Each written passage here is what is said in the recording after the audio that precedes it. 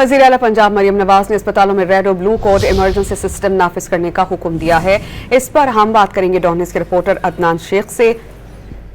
अदनान, आप हमें बताइएगा कि रेड और ब्लू कोड इमरजेंसी सिस्टम जब नाफिज हो जाएगा किस तरह काम करेगा और मरीजों को क्या सहूलियात मुयस्सर आ सकेंगी?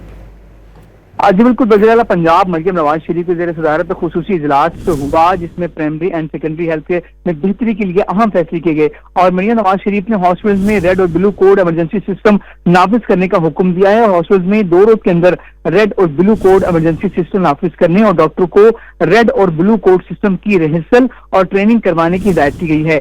वज़ीर आला पंजाब मरियम नवाज शरीफ ने जो है वो फैसला किया है कि अब हेल्थ विजिलेंस स्क्वाड हॉस्पिटल में विजिट करके जो अहकामात जो है उस पर अमल करवाया जाएगा।